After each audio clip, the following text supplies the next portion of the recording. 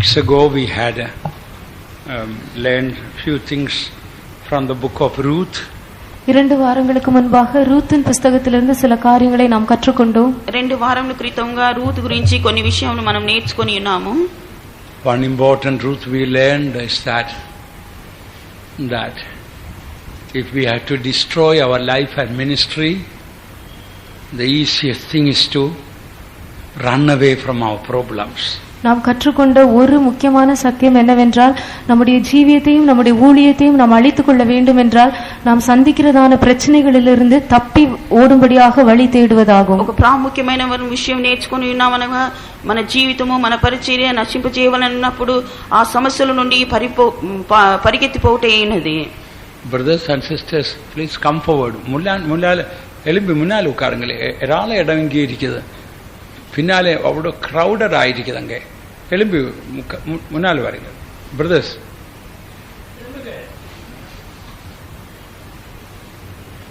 எலும்பி முன்னால் வரீங்க. Get up and come.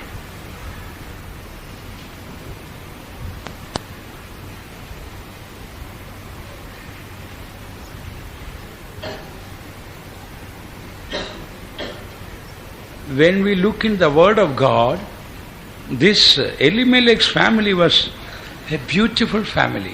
கர்த்தருடைய வசனத்தில் நாம் பார்க்கும்போது எலிமெலேக்கின் குடும்பத்தார் மிகவும் அருமையானவர்கள் என்று நாம் காண்கிறோம். ఈ పరిశుద్ధ గ్రంథంలో చూచినప్పుడు ఎలిమెలెక్ కుటుంబం అనేది చాలా చక్కని కుటుంబమై ఉండెను. Elimelech means God is my king.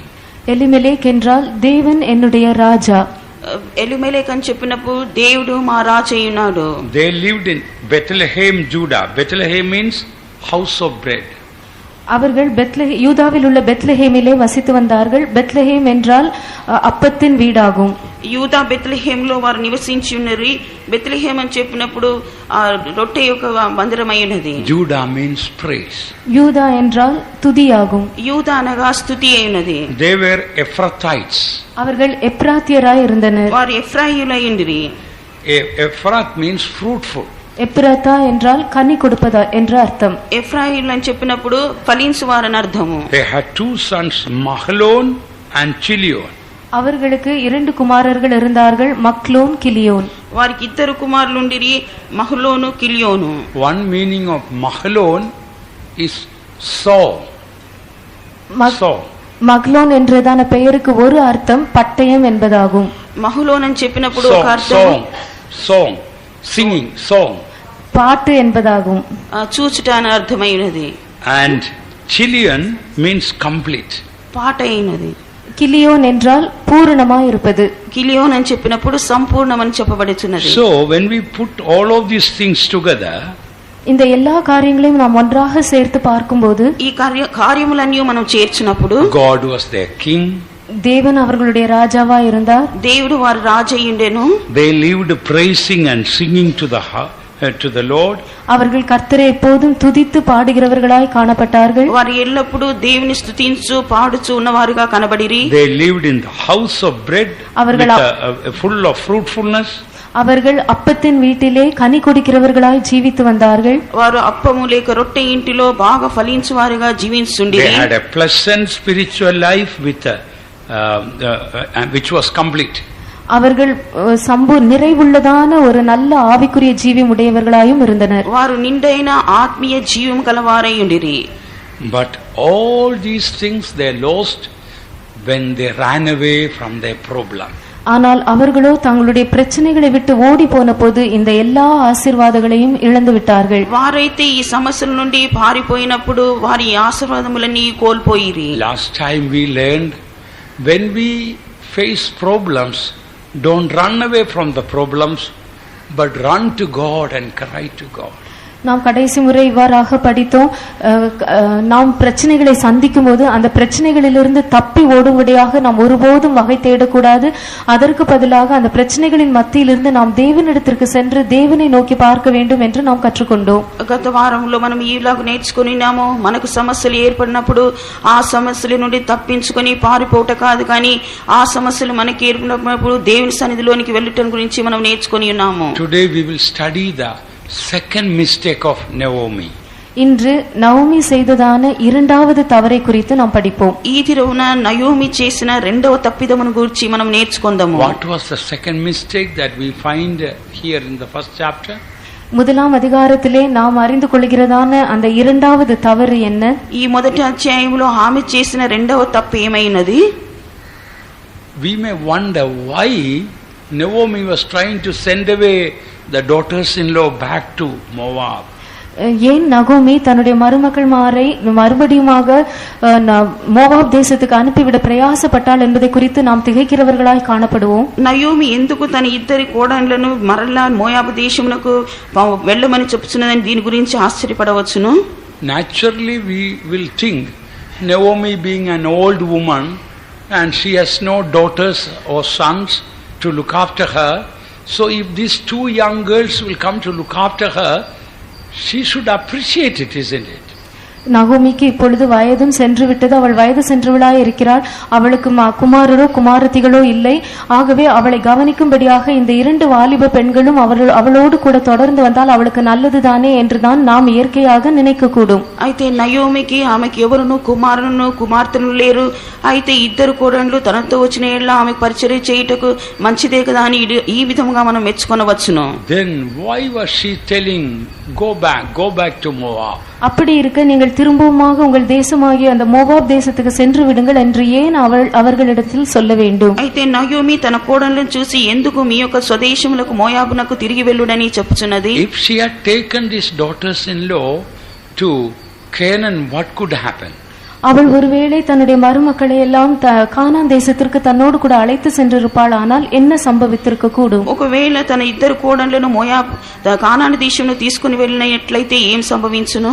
The people there will find out her Naomi's mistake, great mistake.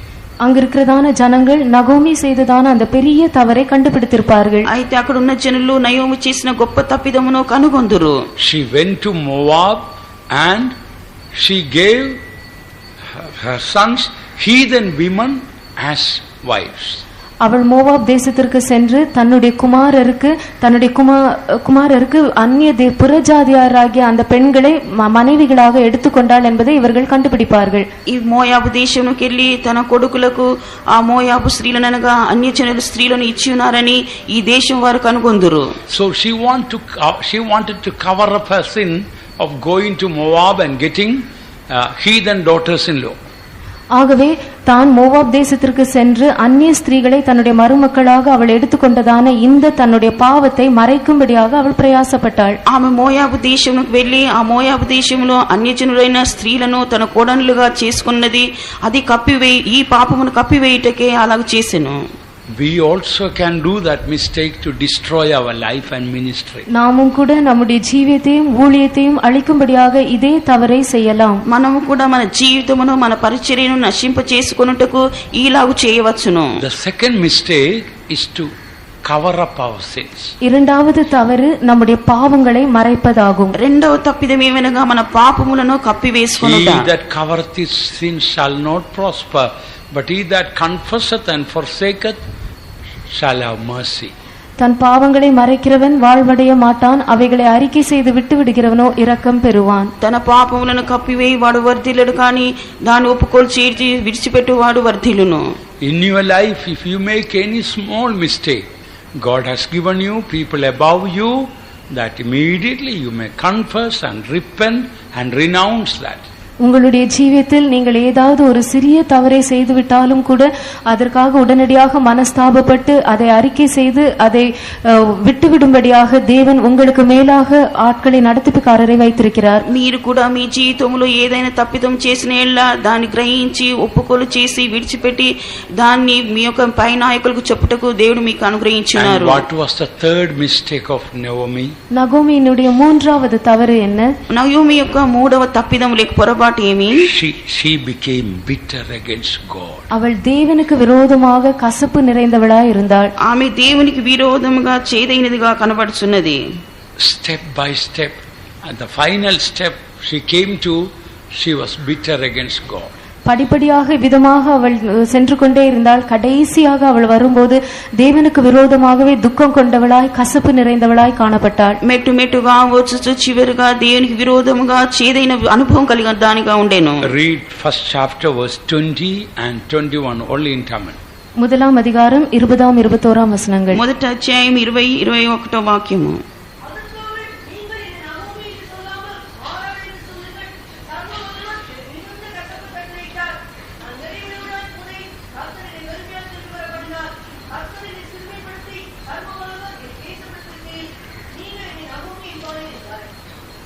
So here she says, don't call me Naomi, I am no more pleasant. அவள் இந்த இடத்திலே என்னை நகோமி என்று நீங்கள் இனிமேல் சொல்ல வேண்டாம், நான் இனிமேல் ஒருபோதும் இன்பமானவள் அல்ல என்கிறாள். మీరు నన్ను నయోమి అని పోయి పిలవద్దు, ఇక మీదట నేను తీపిగా లేనని చెప్పాను. Call me Mera. என்னை மாறாள் என்று சொல்லுங்கள். నన్ను మారా అని చెప్పు, మధురం కాక మారా అని చెప్పుడని చెప్పాను. The Lord, the Almighty had dealt very bitterly with me.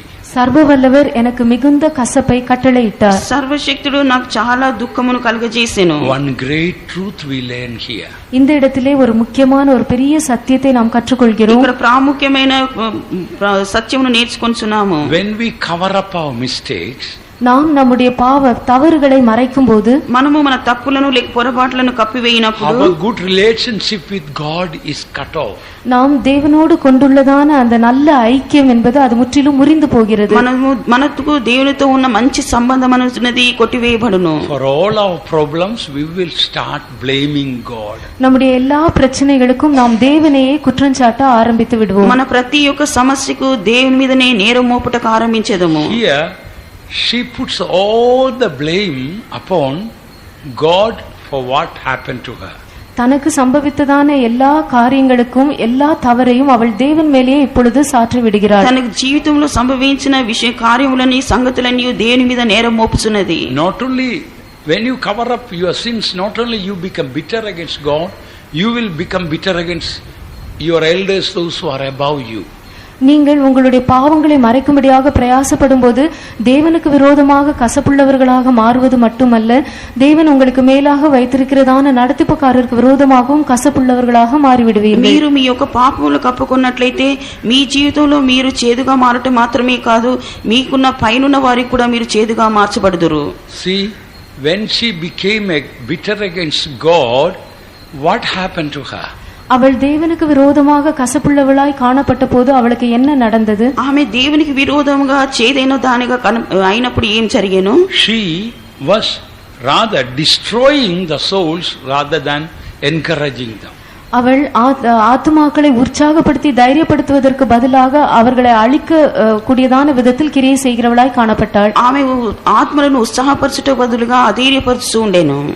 Read verse 15. 15వ వచనం. 15వ వాక్యము.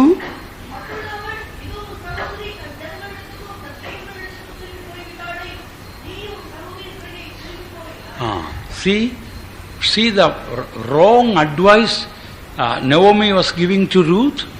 இந்த இடத்திலே ரூத்துக்கு நகோமி கொடுக்கிறதான தவறான ஒரு புத்திமதியை பாருங்கள். ఇక్కడ నయోమి రూతుకి ఇచ్చిన తప్పైన ఆలోచన చూడండి. See, Orpah has already gone back to her people and to her heathen gods.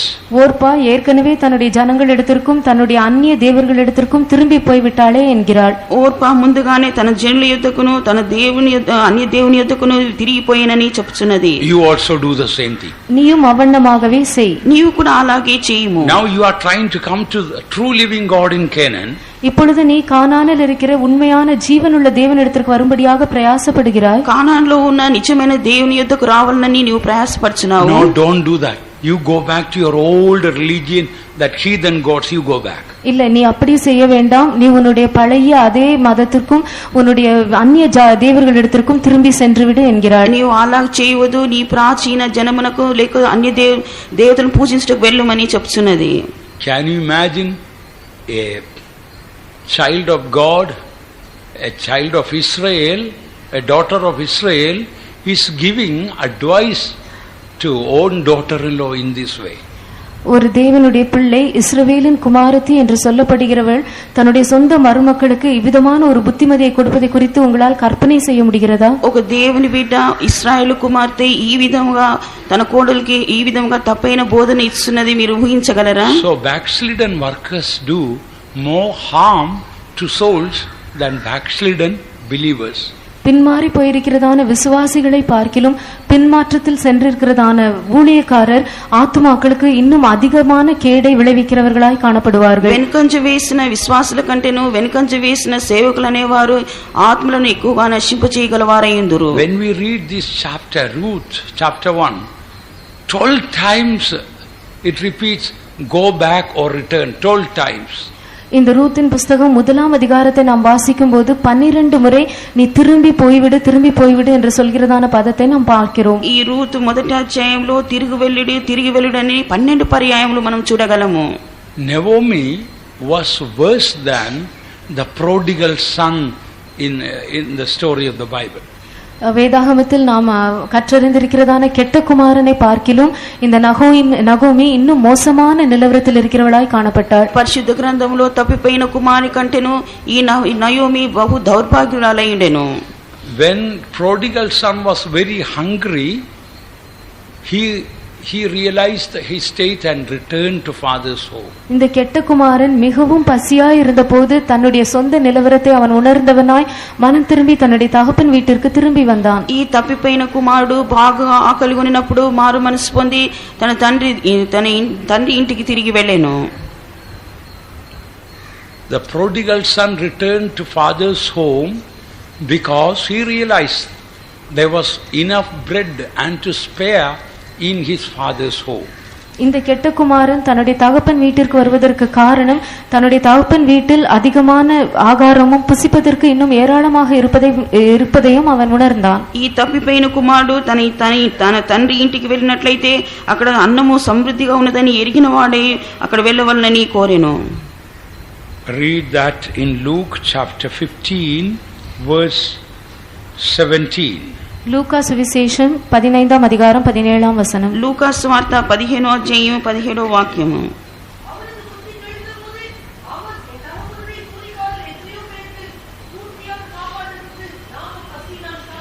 So he realized that in his father's house there is bread enough and to spare, so he went back to his father's home. ஆகவே இந்த கெட்ட குமாரன் தன்னுடைய தகப்பனுடைய வீட்டில் பூர்த்தியான சாப்பாடு அவனுக்கு இருக்கிறது என்பதை உணர்ந்தான். ஆகவே மறுபடியும் தன்னுடைய தகப்பன் வீட்டிற்கு அவன் திரும்பி வந்தான். ఈ తప్పిపోయిన కుమారుడు తన తండ్రి ఇంటిలో అన్నము సమృద్ధిగా ఉండదని ఎరిగి ఉన్నాడు కాబట్టి తిరిగి తండ్రి ఇంటికి వెళ్ళాను. So why did the prodigal daughter Naomi went back ஆனால் இந்த to Canaan? அதுபோலவே இந்த கெட்ட குமாரத்தியாகிய நகோமி ஏன் திரும்பவுமாக கானான் தேசத்துக்கு திரும்பி வந்தாள்? ఈ తప్పిపోయిన నయోమి ఎందుకు మరలా కానాన్ దేశమునకు వెళ్ళాను? Was it because she repented about what she had done? தான் செய்ததான காரியங்களை குறித்து அவள் மனஸ்தாபப்பட்டதினால் அப்படி வந்தாளா? ఆమె చేసిన కార్యముల నిమిత్తము పశ్చాత్తాపడినందున వెళ్ళియున్నదా? Her husband died, she didn't repent and she didn't go back to Canaan. தன்னுடைய புருஷன் மரித்து போனான், அப்பொழுதும் அவள் மனம் திரும்பவில்லை, தன் கானான் தேசத்திற்கு திரும்பி வரவும் இல்லை. ఆమె భర్త చనిపోయి ఉన్నాడు, ఆమె మారు మనసు పొందలేదు, తిరిగి కానాన్ దేశమునకు వెళ్ళలేదు. First son died, second son died, she didn't take that punishment and she didn't go back to Canaan. முதலாம் குமாரன் மரித்து போனான், இரண்டாவது மகனும் மரித்து போனான். ஆனாலும் அந்த தண்டனை உணர்ந்தவளாய் மனம் திரும்பவுமாய் கானான் தேசத்திற்கு அவள் திரும்பி வரவில்லை. మొదటి కుమారుడు చనిపోయి ఉన్నారు, రెండవ కుమారుడు చనిపోయి ఉన్నాడు, అయినప్పటికీ ఆ శిక్షను గ్రహించకుండా ఆమె తిరిగి కానాన్ దేశమునకు వెళ్ళలేదు. Almost 10 years or less the children were married and God gave no grandchildren to Naomi. ஏறக்குறைய இந்த அவனுடைய குமாரர்கள் எல்லாம் விவாகம் செய்து ஏறக்குறைய 10 வருடங்களோ அதற்கு குறைந்த வருடங்களோ ஆகியிருந்தது. ஆனாலும் கூட அவர் நகோமிக்கு இன்னும் பேர பிள்ளைகள் இல்லாமல் இருந்தது. ఆమె కుమారులకు వివాహం జరిగి 10 సంవత్సరాలు అయినది, అయినప్పటికీ ఆమెకు మనమరాలు లేకుండిరి. God gave all these punishments but she did not repent. தேவன் இந்த எல்லா தண்டனைகளையும் அவளுக்கு கொடுத்தும் கூட அவள் மனம் திரும்பவே இல்லை. దేవుడు ఇలాంటి శిక్షలన్నీ ఆమెకి ఇచ్చినప్పటికీ ఆ మారు మనసు పొందలేదు. Her heart was bitter and hard towards God. அவளுடைய இருதயம் தேவனுக்கு விரோதமாக கசப்புள்ளதாயும் கடினப்பட்டதாயும் காணப்பட்டது. ఆమెకు హృదయము దేవునికి విరోధముగా చేదుగాను కఠినముగాను మార్చబడెను. Then finally, why did she return to father's home? ஆனாலும் கடைசியாக அவள் ஏன் தன்னுடைய why did she return to Canaan? அவள் ஏன் மறுபடியுமாக கானான் தேசத்திற்கு திரும்பி வந்தாள்? ఆమె ఎందుకు మరలా కానాను దేశము తిరిగి వచ్చెను? சொல்லுங்கள். What was the reason? Read verse 6. 6ஆம் வசனம். 6వ వాక్యము.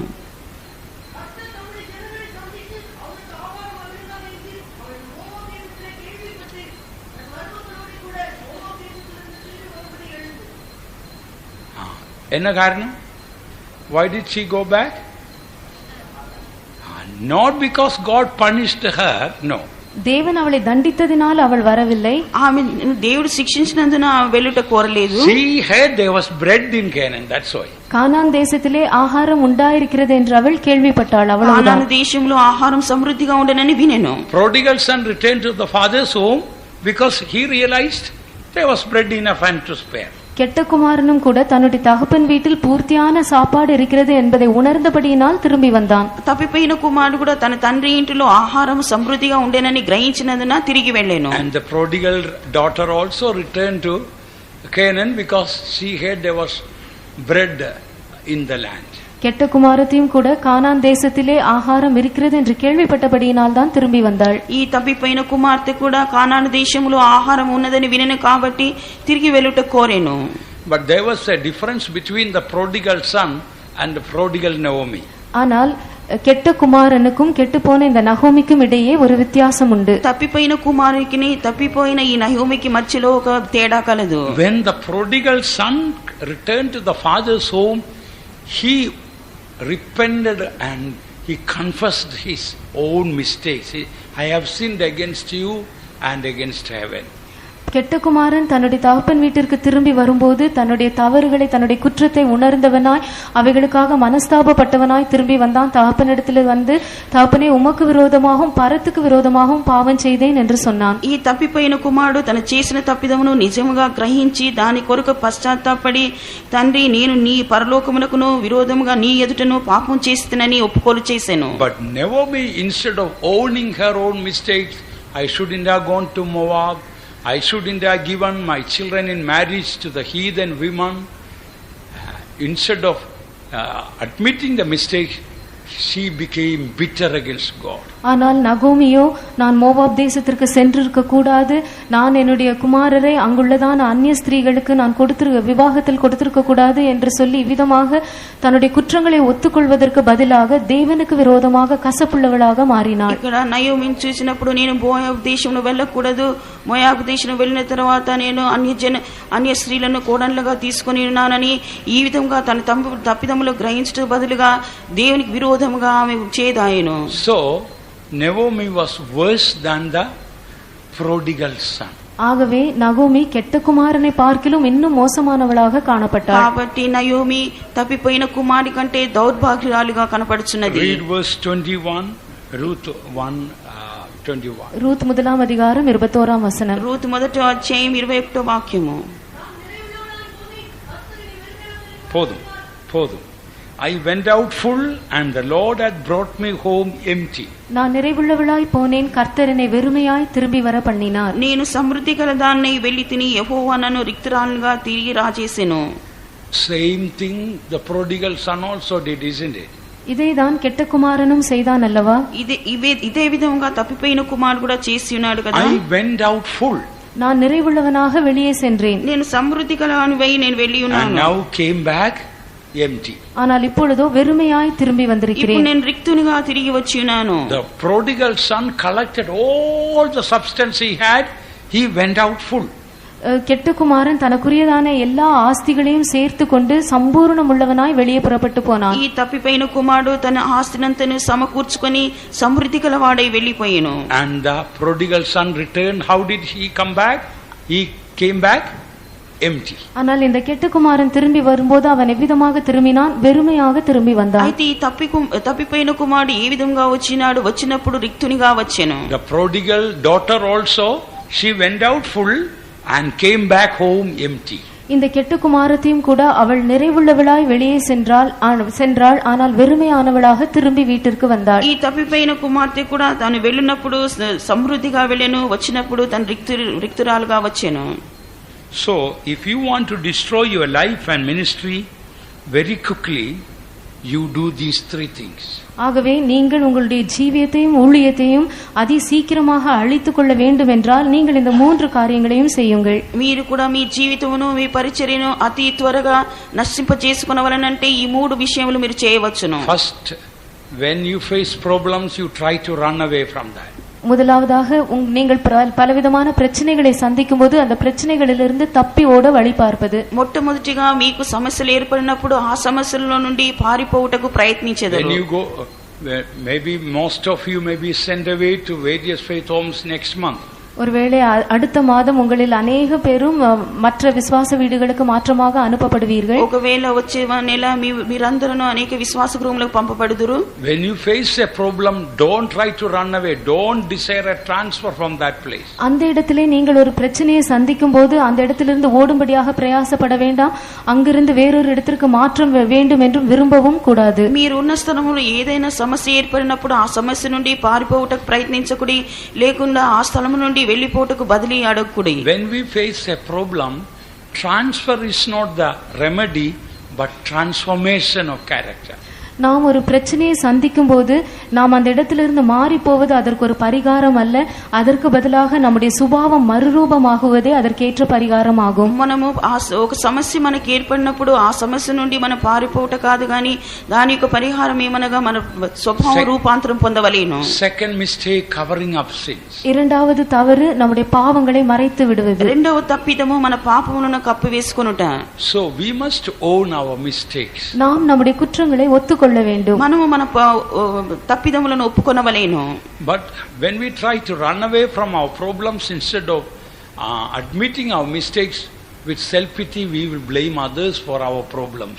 நாம் சுய அனுதாபம் உள்ளவர்களாய் நம்முடைய குற்றங்களை ஒத்துக்கொள்வதற்கு பதிலாக நாம் சந்திக்கிற பிரச்சனைகளிலிருந்து தப்பி ஓட வேண்டும் என்று வழி பார்த்தால் நாம் நம்முடைய குற்றங்களுக்கு மற்றவர்களை குற்றம் சாட்டுகிறவர்களாக மாறிவிடுவோம். స్వయ పరితాపం వలన మన సమస్యల నుండి మనము పారిపోవాలని తలంచినట్లయితే మనం ఇతరుల మీద నేరం మోపగలవారమయ్యుందుము. Finally we end up bitter against God, bitter against elders, bitter against everyone around us. கடைசியாக தேவனுக்கு விரோதமாகவும் நமக்கு மேல் இருக்கிறதான நடத்திப்புக்காரருக்கு விரோதமாகவும் நம்மை சுற்றி இருக்கிற யாவருக்கும் விரோதமாகவும் நாம் கசப்புள்ளவர்களாக மாறிவிடுவோம். కాబట్టి మన మీద ఉన్న వారికి మనతో మన పైన ఉన్న నాయకులను మన అందరికీ మనము చేదుగా మార్చబడుదుము. When your heart is bitter, you are responsible for creating that. உங்களுடைய இருதயம் கசப்புள்ளதாக மாறும்போது அவிதமாக இருதயம் கசப்பாவதற்கு நீங்களே தான் காரணம். మీ హృదయము చేదుగా మార్చబడినప్పుడు అదిగా అలాగా మార్చబడుటకు మీరే కారణమై ఉన్నారు. It never pays to rebel against God.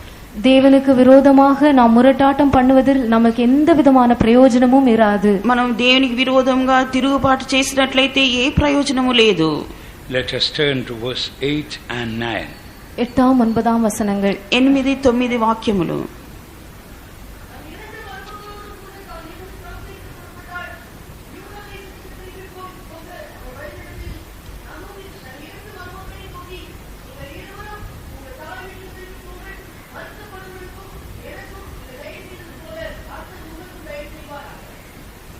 Here Naomi says to both the daughter-in-laws, go to your mother's house.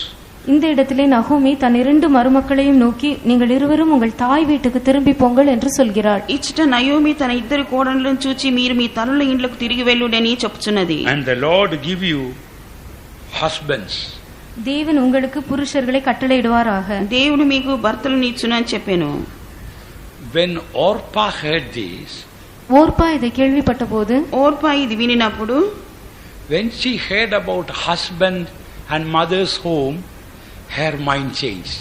புருஷன் தன் தாயினுடைய வீடு என்கிறதான இந்த வார்த்தைகளை எல்லாம் அவள் கேட்டபோது அவளுடைய மனம் மாறியது. ఆమె తన భర్త సొంత ఇల్లును గురించి తలంచినప్పుడు ఆమె మనసు మారేను. And then she decided finally to go back to her heathen gods.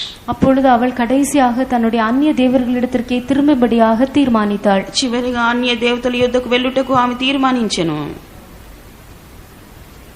So sometimes in the ministry also, like Orpah, we may face some situations, trials. சில வேளைகளிலே நம்முடைய ஊழியத்திலும் கூட ஓர்பாளை போல சில விதமான பரீட்சைகள், சில சூழ்நிலைகளை நாம் சந்திக்க நேரிடும். మనం కూడా నయోమి వలె మన పరిచర్యలో సేవలో కూడా ఈ విధంగా పరీక్షల గుండా వెళ్ళగలము. Naomi was supposed to encourage the daughter-in-laws to follow God. நகோமி தன்னுடைய மருமக்கள்மார் தேவனை, ஜீவனுள்ள தேவனை பின்பற்றும்படியாக அவர்களை உற்சாகமூட்டி தைரியப்படுத்த வேண்டியதா இருந்தது. నయోమి తన కోడళ్లను సర్వశక్తిగల దేవుని వెంబడించుటకు వారిని ధైర్యపరిచి ఉత్సాహపరచగల దానిగా ఉండవలసి ఉండెను. Instead she was discouraging. அதற்கு பதிலாக அவள் அவர்களை அதைரியப்படுத்தினாள். దానికి బదులుగా ఆమె వారిని అధైర్యపరిచెను. So Orpah yielded to that and she went back. ஆகவே ஓர்பாள் இவ்விதமான ஒரு அதைரியத்திற்கு இடம் கொடுத்து திரும்பி சென்று விட்டாள். అందు నిమిత్తమే ఓర్పా దీనికి అధైర్యమునకు చోటు ఇచ్చి తిరిగి వెళ్ళెను. Now in this training center, you all are, we try to encourage you whatever way we can. இப்பொழுது இந்த பயிற்சி நிலையத்தில் இருக்கிறதான உங்களை எங்களால் இயன்ற அளவுக்கு இயன்ற எல்லா வழிகளிலேயும் உங்களை தைரியப்படுத்த நாங்கள் பிரயாசப்படுகிறோம். ఈ తర్ఫీదు కాలంలో మాకు వీలైనంత మట్టుకు మిమ్మల్ని ధైర్యపరచవలని, ప్రోత్సాహపరచవలని మేము ప్రయత్నిస్తున్నాము. But we cannot guarantee when you go to different faith homes, different type of people and situations, discouraging situations can come. ஆனால் நீங்கள் மற்ற விசுவாச வீடுகளுக்கு செல்லும் போது அங்கு வேறு விதமான ஆட்களும் வெவ்வேறு விதமான சூழ்நிலைகளும் அந்த இடத்திலே உங்களுக்கு ஏற்படும். அந்த இடத்திலே நாங்கள் விதமாக உங்களை உற்சாகமூட்டி தைரியப்படுத்தக்கூடும் என்று எங்களால் சொல்ல முடியாது. మీరు వేరే విశ్వాస గృహంలో ఉన్నప్పుడు పలు విధములైన పరిస్థితులు ఏర్పడినప్పుడు ఈ విధంగా అధైర్యం వచ్చినప్పుడు మేము సహాయం చేయగలమని చెప్పలేము. That time you should never give up the truth. அவ்விதமான சந்தர்ப்பங்களிலே நீங்கள் ஒருபோதும் சத்தியத்தை கைவிட்டு விடக்கூடாது. అటువంటి సందర్భంలో మీరు ఎన్నడూ సత్యమును విడిచిపెట్టకూడదు. That is the time you should be more encouraged in the Lord. அவ்விதமான சந்தர்ப்பங்களில்தான் நீங்கள் இன்னும் கர்த்தருக்குள் திடப்பட்டவர்களாய், தைரியம் உள்ளவர்களாய் காணப்பட வேண்டும். అలాంటి సమయంలో మీరు ప్రభువునందు ధైర్యం గలవారై కనబడవలేను. You know, after I got saved, after I gave my application for ministry, I was rejected. நான் ரட்சிக்கப்பட்ட பின்பு என்னுடைய விண்ணப்ப ஊழியத்திற்கென்று விண்ணப்ப பாரத்தை எழுதி கொடுத்த பின்பு என்னை வேண்டாம் என்று சொல்லிவிட்டார்கள். నేను రక్షింపబడి నేను సేవకు వచ్చుటకు పత్రమును ఇచ్చినప్పుడు నన్ను వద్దని చెప్పియుండిరి. Then after 9 years only I was received into the ministry. அதற்கு பின்பு 9 வருடங்கள் கழிந்த பின்புதான் நான் மறுபடியுமாக ஊழியத்தில் அங்கீகரிக்கப்பட்டேன். దాని తదుపరి 9 సంవత్సరాల తర్వాతనే ఈ సేవకు నేను తీసుకొనబడి ఉన్నాను. Of course it was not because of the mistake of the elders. I didn't have any calling, that's why. அது பெரியவர்களால் நடத்திப்புக்காரர் செய்ததான ஒரு தவறல்ல, எனக்கு எந்த விதமான அழைப்பும் இருக்கவில்லை, அவ்வளவுதான். నడిపించువారు చేసిన తప్పిదం కాదు కానీ నాకు సరియైన పిలుపు లేకుండేను. So after 9 long years, when I finally resigned my little job and came to the faith home, you can imagine how excited I was. ஆகவே இந்த 9 நீண்ட வருடங்கள் கழிந்த பின்பு நான் கடைசியாக எனக்கு இருந்ததான சிறு உத்தியோகத்தை நான் ராஜினாமா செய்துவிட்டு விசுவாச வீட்டிற்குள் வந்தபோது நான் எவ்வளவு உற்சாகமும் குதூகலமும் உடையவனாய் இருந்திருப்பேன் என்பதை நீங்களே யோசித்துக் கொள்ளலாம். ఈ 9 సంవత్సరాల తర్వాత నేను నా ఉద్యోగం రాజీనామా చేసుకుని సేవకు వచ్చినప్పుడు నేను ఎంత ఉత్సాహం గలవాడినై ఉన్నానో తెలియదు. I was over the moon. I was very, very happy. நான் மிகவும் மகிழ்ச்சியும் சந்தோஷமும் நிறைந்தவனாய் காணப்பட்டேன். నేను మిక్కిలి మిక్కిలి సంతోషం గలవాడినై ఉంటిని. I came in a taxi and put my little things somewhere in the faith home. நான் ஒரு டாக்ஸியில் வந்து எனக்கு இருந்ததான அந்த சிறு பொருட்களை எல்லாம், என்னுடைய பெட்டியெல்லாம் அந்த விசுவாச வீட்டில் ஒரு இடத்தில் வைத்தேன். నేను చిన్న టాక్సీలో ఉంచి నాకు ఉన్న వస్తువులన్నిటి ఒక స్థలంలో పెట్టి ఉన్నాను. Then a worker in the faith home came and met me. அப்பொழுது விசுவாச வீட்டில் இருக்கிற ஒரு ஊழியக்காரர் என்னை வந்து சந்தித்தார். విశ్వాస గృహంలో ఒక సేవకుడు వచ్చి నన్ను దర్శించాడు. And he told me, Thomas, you will not stay in this ministry too long. அந்த ஊழியக்காரர் என்னை பார்த்து, தாமஸ், நீ இந்த ஊழியத்தில் அதிக நாட்களாக இருக்க மாட்டாய். ఆ సేవకుడు వచ్చి, థామస్, నీవు అనేక దినములు ఈ సేవలో ఉండలేవని చెప్పాను. You lived a comfortable life. நீ மிகவும் வசதியான ஒரு ஜீவியமுடையவனாய் இருந்தாய். நீ ఒక సౌకర్యమైన జీవితం చేస్తున్నావు. So you won't stay too long in this ministry. ஆகவே நீ அதிக நாட்கள், நீண்ட காலம் இந்த ஊழியத்தில் இருக்க மாட்டாய் என்று சொல்லிவிட்டார். కాబట్టి దీర్ఘకాలము నువ్వు ఈ సేవలో ఉండవని చెప్పాను. I knew in my heart the devil is speaking through him. ஆனால் என்னுடைய இருதயத்தின் ஆழத்தில் எனக்கு நன்றாய் தெரிந்தது காரியம் என்னவென்றால் பிசாசுதான் இவர்கள் மூலமாக பேசுகிறான் என்பதே. నా హృదయాంతరం నుండి నేను ఒకటి బాగా గ్రహించున్నాను కనుక సాతాను మాట్లాడుచున్నాడని. Although outwardly I couldn't rebuke him, in my spirit I was rebuking what he was speaking. வெளிப்பிரகாரமாக நான் அவருக்கு விரோதமாக ஒன்றும் எதிர்த்து பேச முடியாவிட்டாலும் கூட என்னுடைய ஆவியிலே அவர் பேசுகிறதான காரியங்களுக்கு விரோதமாக நான் எதிர்த்து நின்று அந்த ஆவியை நான் அதட்டி கடிந்து கொண்டேன். బహిరంగంగా నేను ఏమీ మాట్లాడలేదు కానీ నా ఆత్మలో అతడు మాట్లాడుచున్న మాటలకు నేను గద్దించుంటిని. I came to the faith of not even I could get a chance to sit down. Just while standing itself he was coming and telling. Not 5 minutes after. Just I came and put there and he says that. நான் விசுவாச வீட்டிற்கு வந்த உடன் தானே அவிதமாக சொன்னார். நான் வந்து உட்கார கூட இல்லை, ஒரு 5 நிமிடங்கள் கூட ஆகவில்லை.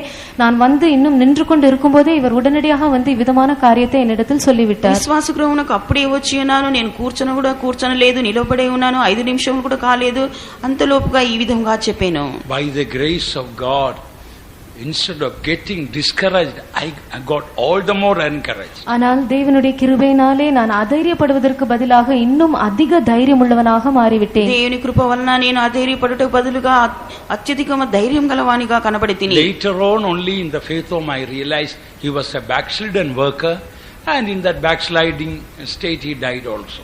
அதற்கு பின்புதான் நான் விசுவாச வீட்டில் இருக்கும்போது இவர் ஒரு பின்மாற்றமான ஊழியக்காரர் என்றும் அதே நிலவரத்தில் இவர் பின்மாற்றமான ஊழியக்காரர் என்பதை அறிந்து கொண்டேன். கடைசியில் அவர் அதே நிலவரத்தில் மரித்தும் விட்டார். తదుపరి దినములో ఇతడు వెనుకబడిన సేవకుడనియు ఈ విధంగా వెనుకబడిన స్థితిలోనే చనిపోయి ఉన్నాడని నేను ఎరిగితిని. So remember, wherever you go, trials will come, people may make story about your life, and so many things will happen, but never give up. ஆகையால் ஒரு காரியத்தை நீங்கள் மனதில் வைத்துக் கொள்ளுங்கள், நீங்கள் எங்கு சென்றாலும் நிச்சயமாக உங்களுக்கு சோதனைகளும் பரீட்சைகளும் நேரிடும். ஜனங்கள் உங்களை குறித்து அதிகமாக கதை கட்டுவார்கள். ஆனாலும் கூட இவைகளின் மத்தியிலே நீங்கள் சோர்ந்து போய் அதைரியம் உள்ளவர்களாக மாறிவிடக்கூடாது. కాబట్టి మీరు ఎక్కడికి వెళ్ళినప్పటికీ మీకు అనేక పరీక్షలు శోధనలు వచ్చును. అంత మాత్రమే కాదు, మీ గురించి తప్పైన కథలు కట్టుదురు. అయినప్పటికీ మీరు దీని గురించి వినినప్పుడు మీరు సమస్యలకూడదు. You might have heard about Winston Churchill. He was the Prime Minister of Britain during the Second World War.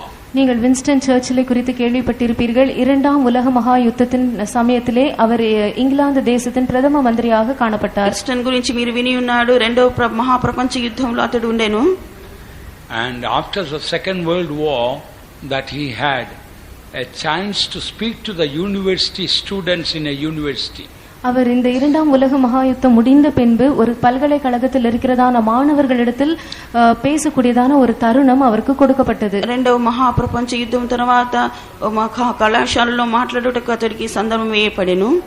And all the students were ready with notebook and pencil to write down what Winston Churchill was going to speak.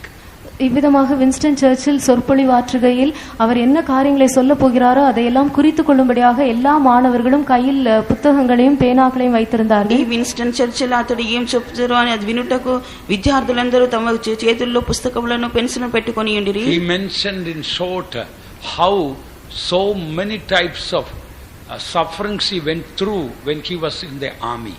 அவர் பட்டாளத்தில் இருக்கையில், ராணுவத்தில் இருக்கையில் சுருக்கமாக அவர் எவ்விதமான பல பாடுகளின் வழியாக சென்றார் என்பதை மிகவும் சுருக்கமாக கூறி முடித்தார். అతడు సైన్యంలో ఉన్నప్పుడు ఏ విధంగా పలు విధములైన శ్రమల గుండా వెళ్లి ఉన్నాడో క్లుప్తంగా చెప్పాను. But finally he told, never give up. கடைசியாக நீங்கள் ஒருபோதும் சோர்ந்து போய் இப்பேற்பட்டதான காரியங்களை விட்டுவிடக் கூடாது என்று சொல்லி முடித்தார். మీరు ఎన్నడూ సమస్యల్లి అలసిపోయి ఇటువంటి కార్యములకు చోటు ఇవ్వకూడదని చెప్పాను. Never give up the truth. ஒருபோதும் சத்தியத்தை நீங்கள் வேண்டாம் என்று விட்டுவிடக் கூடாது. మీరు ఎన్నడూ సత్యం వద్దని విడిచిపెట్టకూడదు. Never give up your conviction. நீங்கள் எந்த காரியங்களிலே நிச்சயமும் உறுதியும் உள்ளவர்களா இருக்கிறீர்களோ அந்த காரியத்தையும் நீங்கள் ஒருபோதும் வேண்டாம் என்று சொல்லிவிடக் கூடாது. ఏ కార్యంలో నిశ్చయమును మీరు స్థిరంగా ఉన్నారో అవి వద్దని చెప్పి మీరు విడిచిపెట్టకూడదు. Never give up your good conscience. உங்களுடைய நல்மனசாட்சியை விட்டுவிடக் கூடாது. మీ యొక్క మంచి మనస్సాక్షిని విడిచిపెట్టకూడదు. Never give up your hope in Jesus. இயேசுவில் இருக்கிறதான உங்களுடைய நம்பிக்கையை நீங்கள் விட்டுவிட வேண்டாம். యేసులో ఉన్న మీ నిరీక్షణను మీరు పెట్టకూడదు. Never give up your consecration. உங்களுடைய பிரதிஷ்டையை நீங்கள் விட்டுவிடக் கூடாது. మీ యొక్క ప్రతిష్టను మీరు విడిచిపెట్టకూడదు. Never give up your dedication. உங்களுடைய நீங்கள் தேவனுக்கென்று உங்களை முற்றிலுமாக ஒப்பு கொடுக்கிற அந்த ஜீவியத்தையும் விட்டுவிடக் கூடாது. దేవుని కొరకు మీరు సంపూర్ణంగా సమర్పించుకున్న ప్రతిష్ఠ జీవనం విడిచిపెట్టకూడదు. Our spirit should be like lion's spirit. நம்முடைய ஆவி ஒரு சிங்கத்தின் ஆவியை போல் காணப்பட మన வேண்டும். ఆత్మ ఒక సింహపు యొక్క ఆత్మ వలె కనబడవలెను. Bible says the lions strongest among the beasts. வேதாகமம் சிங்கமே எல்லா மிருகங்களை பார்க்கிலும் மிகவும் சௌரியமானது என்று சொல்கிறது. అయితే వేద గ్రంథములో సింహమే అనేక జంతువుల కంటే ధైర్యం గలదని మనం చూస్తున్నాము. Read Proverbs 30:30. நீதிமொழிகள் 30ஆம் அதிகாரம் 30ஆம் வசனம். సామెతలు 30వ అధ్యాయం 30వ వాక్యము.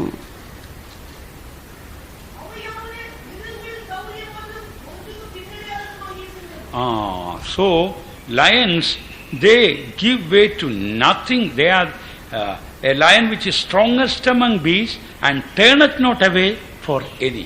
சிங்கம் மிருகங்களில் மிகவும் சௌரியமானதும் ஒன்றுக்கும் பின்னடையாததுமாய் காணப்படுகிறது. సింహము எல்லா మృగములలో పరాక్రమం గలదై ఎవనికైనను భయపడి వెనుకకు తిరగని సింహము. Although the elephant may appear double the size of or treble the size of lion, but the lion does not give way to the elephant. ஒரு யானையானது சிங்கத்தை பார்க்கிலும் 2 அல்லது 3 மடங்கு பெரிய உருவம் உள்ளதாய் காணப்பட்டாலும் கூட இந்த யானைக்கு முன்பாக சிங்கம் ஒருபோதும் பின்னடைந்து செல்லாது. ఈ గుర్రమను ఏనుగనుది సింహం కంటే 3 రెట్లుగా పెద్దగా కనపడినప్పటికీ ఈ సింహము భయపడదు. Instead the lion will jump on that elephant and capture the elephant. அதற்கு பதிலாக இந்த சிங்கம் அந்த யானையின் மீது அப்படியே பாய்ந்து அந்த யானையை தனக்கு கீழடக்கும். అయితే ఈ సింహం అన్నది ఆ ఏనుగు మీద ఏరిగి ఈ విధంగా ఎగిరి చీల్చివేయును. So like that lion we should never give for any excuse, for by no means we should give up the truth. இவ்விதமாகவே நாமும் கூட எந்த விதமான சாக்கு போக்கையும் சொல்லி எக்காரணத்தினாலும் சத்தியத்தை ஒருபோதும் வேண்டாம் என்று சொல்லி விடவே கூடாது. కాబట్టి మన జీవితంలో కూడా మనం కూడా ఎటువంటి సాకు పోకులు చెప్పి సత్యమనున్న దానిని మనం విడిచిపెట్టకూడదు. So when Orpah heard about husband and mother's home, she got excited and went back. ஆகவே ஓர்பாள் புருஷன் தன் தாய் வீடு என்கிறதான இந்த காரியங்களை எல்லாம் குறித்து கேள்விப்பட்டவுடனே அவள் மிகவும் உற்சாகம் அடைந்தவளாய் திரும்பி சென்று விட்டாள். ఓర్పా కూడా తన భర్త తన ఇంటినిగా ఆమె జ్ఞాపకం వచ్చినప్పుడు నిజంగా సంతోషంతో ఉత్సాహంతో తిరిగి వెళ్ళాను. And afterwards we never heard about Orpah anymore. அதன் பின்பு ஒருபோதும் ஓர்பாளை குறித்து நாம் மறுபடியுமாக கேட்பதே இல்லை. దాని తదంతరము ఓర్పా గురించి మనం ఏమీ వినటలేదు. Beloved ones, we should not be like Orpah. அருமையானவர்களே, நாம் ஓர்பாளை போல் இருக்க கூடாது. ప్రియులారా, మనం ఓర్పా వలె ఉండరాదు. She was a very good woman in many ways. அவள் எத்தனையோ விதங்களிலே மிகவும் நல்ல ஸ்திரீதான். అనేక విధములుగా ఒక మంచి స్త్రీ అయి ఉన్నది. She came halfway through to go to Canaan. பாதி வரையிலும் கானான் தேசத்திற்கு செல்லும்படியாக அவள் அவர்களோடு கூட வந்தாள். కానాను దేశం వెళ్ళుటకే సగం దూరం వరకు వచ్చాను. Her good intention was to go all the way to Canaan. அவளுடைய நல்ல நோக்கம் கடைசி வரையும் கானானை சென்று அடைய வேண்டும் என்பதாகவே இருந்தது. ఆమె యొక్క మంచి ఉద్దేశము చివరి వరకు కానానుకు వెళ్ళవలెనన్నదే. But when the problems came, she did not have the strength of character to stand against the pressure. ஆனால் அவளோ பிரச்சனைகளை சந்திக்கிறதான ஒரு சூழ்நிலை அவளுக்கு ஏற்பட்ட போது இவ்விதமாக தனக்கு விரோதமாய் நேரிடுகிறதான எல்லா பிரதிகூலமான காரியங்களுக்கும் விரோதமாக தைரியமாக நின்று பிடிக்கக்கூடியதான ஒரு பலன் உள்ளத்தில் இல்லாமல் அவளுக்கு காணப்பட்டது. ఆమెకు ప్రతికూలంగా ఈ విధముగా సమస్యలు ఏర్పడినప్పుడు ఆమె ఆంతర్యంలో బలం లేకుండెను. Why did she go back? அவள் ஏன் பின் சென்று விட்டாள்? ఆమె ఎందుకు వెనక తిరిగి వెళ్ళాను? She had equal problems like Ruth. அவளுக்கும் ரூத்தை போலவே தான் அதே விதமான பிரச்சனைகள் தான் அவளுக்கும் உண்டானது. ఆమె కూడా రూతు వలనే సమమైన సమస్యలు ఉండేను. Orpah's husband died. Ruth's husband also died. ஓர்பாளின் புருஷன் இறந்து போனான், ரூத்தினுடைய புருஷனும் இறந்து போனான். ఓర్పా భర్త చనిపోయి ఉన్నాడు, రూత్ భర్త కూడా చనిపోయి ఉన్నాడు. Orpah didn't get any children. Ruth also didn't have any children. ஓர்பாளுக்கும் பிள்ளைகள் இருக்கவில்லை, ரூத்துக்கும் பிள்ளைகள் இருக்கவில்லை. ఓర్పాకు పిల్లలు లేకుండిరి, రూతు కూడా పిల్లలు లేకుండిరి. Orpah's father-in-law died and Ruth's father-in-law died. Both of them had the same father-in-law anyway. ஓர்பாளின் மாமனார் இறந்து போனார், ரூத்துக்கும் மாமனார் இறந்து போனார். ఓర్పా మామ చనిపోయి ఉన్నారు, రూతు మామ కూడా చనిపోయి ఉన్నారు. Naomi discouraged Ruth. Naomi discouraged Orpah also. நகோமி ரூத்தை அதைரியப்படுத்தினாள், அவ்விதமாகவே ஓர்பாளையும் அதைரியப்படுத்தினாள். నయోమి రూతును అధైర్యపరిచి ఉన్నది, అదే విధంగా ఓర్పాను కూడా అధైర్యపరిచి ఉండెను. And Ruth, Orpah wept and kissed the mother-in-law and promised mother-in-law that surely we are coming with you. ஓர்பாள் தன்னுடைய தன் மாமியை முத்தமிட்டு அழுது, நாங்கள் நிச்சயமாகவே உம்மோடு கூட தான் வருவோம் என்று சொன்னாள். ఓర్పా తన అత్తను ముద్దు పెట్టుకొని తప్పగా మీతో కూడా వచ్చేదమని చెప్పాను. So they both had equal problems in their life. ஆகவே இவர்கள் இருவருக்கும் தங்களுடைய ஜீவிதத்தில் ஒரே விதமான பிரச்சனைகள் தான் உண்டாயிருந்தன. కాబట్టి వీరిద్దరికిని వారి యొక్క జీవితంలో ఒకే విధమైన సమస్యలు ఉండేను. Orpah went back to her old life and to her old heathen gods and no more heard of her anymore. ஆனால் ஓர்பாளோ தன்னுடைய பழைய ஜீவியத்திற்கும் தன்னுடைய பழைய அந்நிய தேவர்களிடத்திற்கும் மறுபடியும் திரும்பி சென்று விட்டாள். அதன் பின்பு அவளை குறித்து ஒன்றுமே சொல்லப்படுவதில்லை. అయితే ఓర్పా అయితే తన ప్రాచీన జీవితమునకును ఆ ప్రాచీన దేవుళ్ళ యొద్దకు వెళ్ళిపోయినది. తర్వాత తన జీవితం గురించి మనకు తెలియదు. And Ruth had equal problems like Orpah, but she decided to follow the truth all the way. ரூத்துக்கும் கூட ஓர்பாளை போலவே அவ்விதமாக அதே விதமான பிரச்சனைகள் தான் உண்டாயிருந்தன. ஆனாலும் அவள் கடைசி பரியந்தமும் சத்தியத்தையே பின்பற்ற தீர்மானித்தாள். రూతు కూడా ఓర్పా వలె అదే సమస్యలు ఉండెను, అయినప్పటికీ సత్యమును వెంబడించుటకు ఆమె తీర్మానించెను. So in spite of the bad example of even Orpah and Naomi, Ruth decided to stand up for the truth. ஆகவே ஓர்பாளும் நகோமியும் தனக்கு முன்பாக வைத்ததான ஒரு தீமையான ஒரு உதாரணத்தை மாதிரி பார்த்தாலும் கூட இவைகளுக்கு மத்தியிலும் கூட ரூத் சத்தியத்திற்காக உறுதியாய் நிற்கும்படியாக உறுதியான தீர்மானம் உடையவளாய் காணப்பட்டாள். ఓర్పా నయోమి ఒక కీడైన వారిగా కనపడినప్పటికీ రూత్ అనేది సత్యమును కొరకే నిలబడెను. Ruth couldn't find any good example anywhere. ரூத்துக்கோ எந்த விதத்திலும் எந்த பக்கத்திலும் யாரிடத்திலும் ஒரு நல்ல மாதிரி இருக்கவே இல்லை. రూతుకు ఎటు ప్రకారం ఎక్కడ చూసినప్పటికీ ఒక మంచి ఉదాహరణ లేక మాదిరి లేకుండే. Orpah was not a good example. ஓர்பா ஒரு நல்ல மாதிரியா இருக்கவில்லை. ఓర్పా ఒక మంచి మాదిరిగా లేకుండేను. Naomi was such a bad example and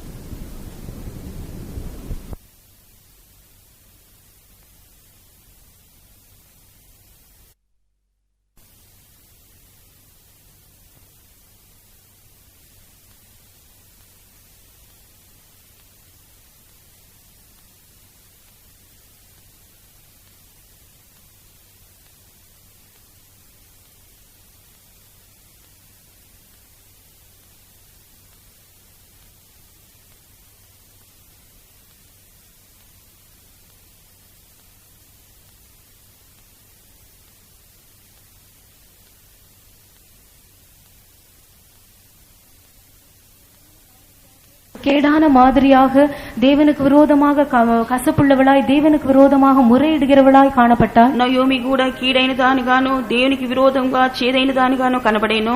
Listen, when no one is a good example for you, when you stand up for the truth, that is of great value.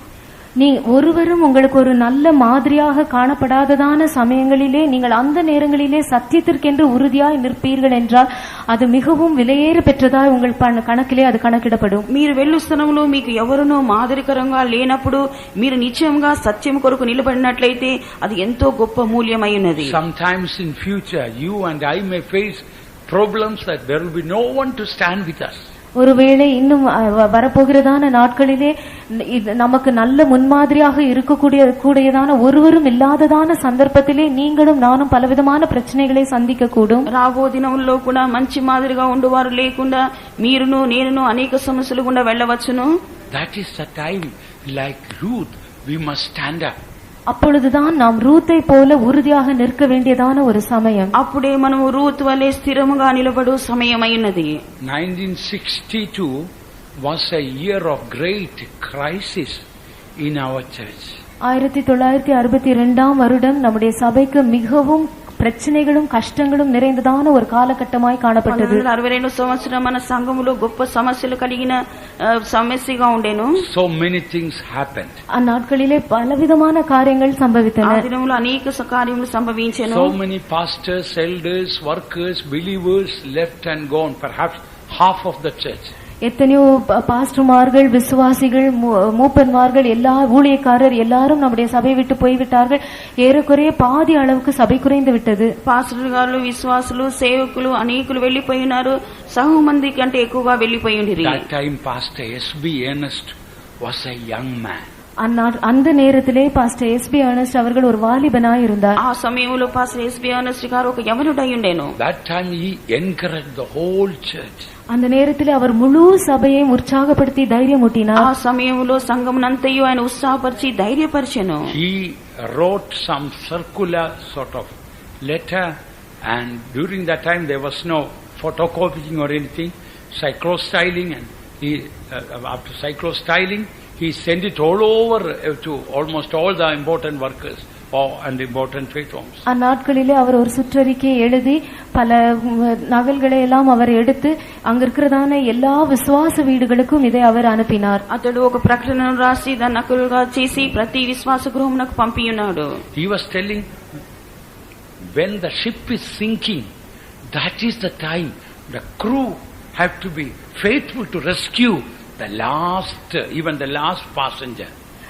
கப்பலானது கடலில் மூழ்கி போகிறதான ஒரு சமயத்திற்கு வரும்போது அந்த நேரத்தில் தான் அந்த கப்பலுக்கு பொறுப்பாக இருக்கிறதான மாலுமி மற்ற எல்லாருமே அந்த கப்பலில் பிரயாணம் செய்கிறதான அந்த கடைசி பிரயாணையும் கூட தன்னுடைய ஜீவனுக்கு தப்பும்படியாக வழி தேடும் வரையும் ஜீவன் தப்பும் வரையும் தங்களால் இயன்ற எல்லா காரியங்களையும் செய்ய வேண்டும் என்று சொன்னார். ఒక ఓడ సముద్రంలో మునిగిపోచినప్పుడు ఆ ఓడలో ఉన్న నావికుడు ప్రతి ఒక్కరినగా ఒక వ్యక్తిని కూడా అతన్ని భద్రపరచుటకు ప్రయత్నిస్తుండును.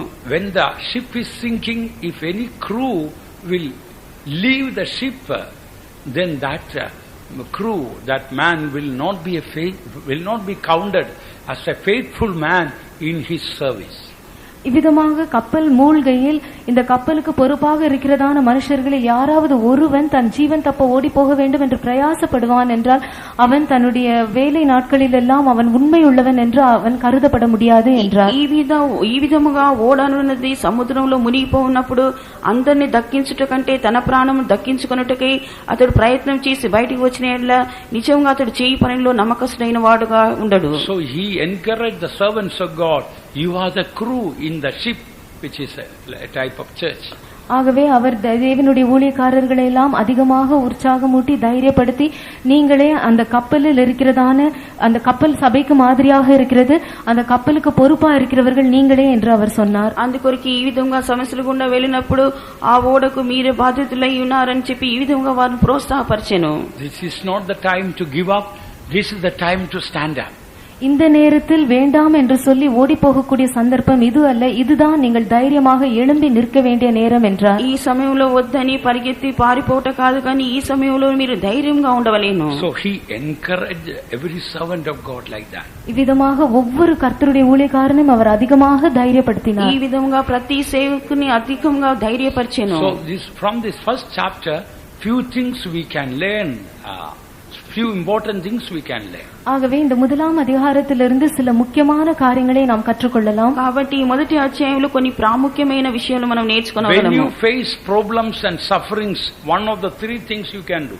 நீங்கள் பலவிதமான கஷ்டங்கள், பாடுகள், பிரச்சனைகளை சந்திக்கும் போது இந்த மூன்று காரியங்களில் ஏதேனும் ஒன்றை செய்யலாம். మీరు పలవిధమైన సమస్యలు, కష్టములు మీకు ఏర్పడినప్పుడు ఈ మూడు విషయంలో ఏదైనా ఒకటి చేయవచ్చు. Either it will make your life bitter like Naomi, or it will make it sweet like Ruth. ஒன்றோ அது நகோமியினுடைய ஜீவியத்தை போல உங்கள் ஜீவியத்தை கசப்பாக மாற்றிவிடும், அல்லது ரூத்தினுடைய ஜீவியத்தை போல உங்களுடைய ஜீவியத்தை మధురமாக மாற்றிவிடும். నయోమి వలె ఆమె జీవితం ఏ విధంగా చేదుగా మార్చబడెనో ఆ విధంగా మార్చబడును, లేక రూతు జీవితం ఏ విధంగా మధురంగా ఉండేనో ఆ విధంగా మధురంగా మార్చబడును. When you face problems and sufferings, either it will bring you closer to God or it will take you far away from God. நீங்கள் இவ்விதமாக பிரச்சனைகளையும் பாடுகளையும் சந்திக்கும் போது, ஒன்றோ இந்த பிரச்சனைகள் பாடுகள் உங்களை தேவனண்டையில் இன்னும் அதிகமாக கிட்டி சேர உங்களுக்கு உதவி செய்யும், அல்லது இதே கஷ்டங்களும் பிரச்சனைகளும் தேவனை விட்டு உங்களை தூரமாகவும் எடுத்து சென்றுவிடும். మీకు జీవితంలో ఈలాగు సమస్యలు కష్టములు దుఃఖములు ఏర్పడినప్పుడు దేవుని యొద్దకు సన్నిహిత సమీపంగా వచ్చుటకు సహాయం చేయును, మరొక విధంగా చూసినప్పుడు దేవుని యొద్ద నుండి దూరంగా పోవుట కూడా చేయును. When you face problems and sufferings, either it will make you a blessing to others or you will become a burden to others. நீங்கள் விதமாக பிரச்சனைகளையும் பாடுகளையும் நீங்கள் சந்திக்கும் போது, ஒன்றோ அது உங்களை மற்றவர்களுக்கு ஆசீர்வாதமாக மாற்றும், அல்லது அது உங்களை மற்றவர்களுக்கு பாரமாக மாற்றிவிடும். ఈ విధంగా సమస్యలు కష్టముల గుండా మీరు వెళ్ళినప్పుడు ఇతరులకు మీరు ఆశీర్వాదకరంగా మార్చబడుదురు, లేక ఇతరులకు భారంగా కూడా కనబడవచ్చును. So these three characters, Orpah, Naomi and Ruth, these three persons stand for three types of character in our life. ஆகவே இந்த மூன்று ஆட்கள் ஆகிய ஓர்பாள், நகோமி, ரூத், இவர்கள் மூன்று பேரும் நம்முடைய ஜீவியத்தில் மூன்று விதமான சுபாவங்களுக்கு அடையாளமாய் இருக்கிறார்கள். ఓర్పా, నయోమి, రూత్ ఈ ముగ్గురును మన యొక్క జీవితంలో మూడు స్వభావాలను బయలుపరుచున్నది. When you face any problem in your life, you will be either Naomi or Orpah or Ruth. உங்களுடைய ஜீவியத்தில் ஏதேனும் ஒரு பிரச்சனை நீங்கள் சந்திக்கும் போது, நீங்கள் ஒன்றோ நகோமியாக அல்லது ஓர்பாளாக அல்லது ரூத்தாக காணப்படுவீர்கள். మీ యొక్క జీవితంలో ఏదైనా ఒక సమస్య ఏర్పడినప్పుడు నయోమి వలనో లేక ఓర్పా వలనో రూత్ వలనో మీరు కనబడవలేను. When problems came or sufferings came, Orpah, what did she do? She gave up. பிரச்சனைகளும் பாடுகளும் வந்தபோது ஓர்பாள் என்ன செய்தாள்? இது போதும், வேண்டாம் என்று சொல்லிவிட்டாள். ఓర్పా తనకు సమస్యలు కష్టములు ఏర్పడినప్పుడు ఆమె ఏమి చేసి ఉన్నది, ఇది చాలును అని చెప్పి ఆమె వెళ్ళిపోయాను. So when you face trials and problems, you may give up. ஆகவே நீங்களும் பரீட்சைகளையும் பிரச்சனைகளையும் சந்திக்கும் போது, எனக்கு முடியாது, எனக்கு போதும் என்று சொல்லி நீங்களும் விட்டுவிடக்கூடும். మీరు కూడా మీకు సమస్యలు కష్టములు వచ్చినప్పుడు నాకు ఇక చాలును అని చెప్పి మీరు ఒకవేళ విడిచిపెట్టవచ్చును. What does Naomi stand for? நகோமி எதற்கு அடையாளமாய் இருக்கிறாள்? నయోమి దేనికి సాదృశ్యమైనది? She covered up. அவள் மறைத்து விட்டாள். ఆమె కప్పివేసెను. She wanted to cover up her sin. தன்னுடைய பாவங்களை மறைக்க விரும்பினாள். ఆమె తన పాపములను కప్పివేయటకు ప్రయత్నించెను. She didn't want the people in Canaan to know what mistakes she had done. கானானில் உள்ள தன் ஜனங்கள் தான் செய்த தவறு இன்னதென்பதை கண்டுபிடிக்கும்படியாக அவள் விரும்பவில்லை. కానాను దేశం వెళ్ళినప్పుడు తను చేసిన ఒక తప్పిదములు బయలుపరచబడునని చెప్పి తనను అది ఇష్టపడలేదు. So she stands as a symbol or type of covering up sins. பாவங்களை மறைப்பதற்கு இவள் ஒரு அடையாளமாக காணப்படுகிறாள். పాపములను కప్పుటకు ఈ ఒక సూచన సాదృశ్యంగా ఉన్నది. And Ruth stands for what? Ruth எதற்கு அடையாளமாக இருக்கிறாள்? రూత్ దేనికి సాదృశ్యమైనది? She stood up for the truth. அவள் சத்தியத்திற்காக எழுந்து நின்றாள். ఆమె సత్యము కొరకే లేచి నిలిచెను. So three characters we find here. ஆகவே இந்த இடத்தில் மூன்று விதமான ஆட்களை நாம் பார்க்கிறோம். ఇక్కడ మూడు స్వభావాలు మనం చూడగలము. When you face a problem, நீங்கள் ஒரு பிரச்சனையை சந்திக்கும் போது, మీరు ఒక సమస్యను ఎదుర్కొన్నప్పుడు either you will give up or cover up or stand up. நீங்கள் ஒன்றோ வேண்டாம் போதும் என்று சொல்லிவிடுவீர்கள், அல்லது மறைத்து விடுவீர்கள், அல்லது அதற்காக உண்மையாக உறுதியாக நிற்கக்கூடியவர்களா இருப்பீர்கள். మొదటిగా విడిచిపెట్టెదరు, లేక కప్పివేయుదురు, లేక దాని కొరకు నిలిచి ఉందురు. You will give up or you will cover up or you will stand up. நீங்கள் வேண்டாம் என்று விட்டு விடுவீர்கள், அல்லது மறைத்து விடுவீர்கள், அல்லது உறுதியாய் நிற்கக்கூடியவர்களா இருப்பீர்கள். వద్దని విడిచిపెట్టెదరు, లేక కప్పివేయుదురు, లేక స్థిరంగా నిలబడుదురు. Let us be like Ruth to stand up for the truth. சத்தியத்திற்காக உறுதியாய் நிற்கக்கூடியவர்களாய் ரூத்தை போல நாம் காணப்படுவோமாக. సత్యం కొరకు స్థిరంగా నిలబడిన రూత్ వలె మనం కనబడదుము. I heard some time ago about different types of trees. சில காலங்களுக்கு முன்பாக பலவிதமான மரங்களை குறித்து நான் கேள்விப்பட்டேன். నేను కొద్ది దినముల మునుపు పలు విధములైన చెట్లను గురించి విని ఉన్నాను. There are some trees when the winds blow and the storms come, through that their roots go deeper into the ground and those trees become stronger through the winds and the storms. காற்று பலமாக வீசி புயல் அடிக்கும் போது சில மரங்கள் அதிகமாக அங்கும் இங்கும் அசைந்து அசைந்து அதன் விளைவாக அதனுடைய அந்த மரத்தினுடைய வேர்கள் இன்னும் ஆழமாக பூமிக்குள் சென்று கடைசியில் அந்த மரம் மிகவும் உறுதியாய் பலமுள்ளதாய் நிற்கக்கூடியதாய் மாறிவிடுகிறது. బాగా పెనుగాలి వీచినప్పుడు తుఫాను రేగినప్పుడు ఈ పొడవైన చెట్లనున్నది ఇటు అటు కదిలి ఆ చెట్టు యొక్క వేర్లన్నది లోపలిగా స్థిరముగా బలముగా నాటుకొనబడును. But there are so many trees, unlike the other trees, when the storms and the winds come, they just yield and fall down to the ground with a big thud. ஆனால் இவ்விதமாக காற்று வீசி புயல் அடிக்கும் போது உறுதியாய் ஆழமாய் பலமாய் நிற்கக்கூடியதான மரங்களைப் போல் அல்லாமல் எத்தனையோ அதிகமான மரங்கள் இவ்விதமாக காற்று வீசி புயல் அடிக்கும் போது அவைகள் அங்கும் இங்குமாக அசைந்து கடைசியில் அப்படியே கீழே விழுந்து விடுகின்றன. ఈ విధముగా పెనుగాలి వీచినప్పుడు తుఫాను రేగినప్పుడు కొన్ని చెట్లయితే అటు ఇటు ఊగి అవి స్థిరంగా నిలబడలేవు కానీ అవి పడిపోవును. See, Ruth decided to stand up. Ruth நிற்கும்படியாக தீர்மானித்தாள். రూత్ అయితే నిలబడుటకు తీర్మానించెను. Stand up for her conviction and the truth God had given her. தான் உண்மை என்று நிச்சயித்துக் கொண்டதான காரியங்களுக்காக தேவன் அவளுக்கு வெளிப்படுத்தினதான சத்தியத்துக்காக அவள் நிற்க வேண்டும் என்று தீர்மானித்தாள். నిజమైనది దేవుడు తనకు చూపించిన సత్యమును కొరకే నిలబడవలనని కోరెను. Even now, after about 3,000 years, Ruth named people like, and that even that very book proclaims the glories of devotion and sacrifice of Ruth the Moabite. இப்பொழுது ஏறக்குறைய 3000 வருடங்கள் கடந்து விட்டன. ஆயினும் இன்று வரையும் ஜனங்கள் ரூத் என்கிறதான அந்த பெயரை அதிகமாக விரும்புகிறார்கள். வேதாகமத்திலும் அந்த ரூத்தின் புஸ்தகத்தை குறித்து நாம் வாசிக்கும் போது ஒருவன் எப்படி சத்தியத்துக்காக தன்னுடைய தேவனுக்காக அதிகமாக தன்னை தியாகம் செய்து தேவனை நேசித்து தன்னையே அவருக்கு அர்ப்பணித்து விடக்கூடியவனா இருக்கிறான் என்பதை குறித்து நாம் அறிந்து கொள்கிறோம். రూత్ యొక్క చరిత్రను చూసినప్పుడు 3000 సంవత్సరముల క్రితం జరిగెను. అయినప్పటికీ ఈ రోజులలో ఈ రూత్ ఏ విధంగా తనను త్యాగం చేసుకుని జీవించినదన్నది మనకు మాదిరికరంగా ఉంది.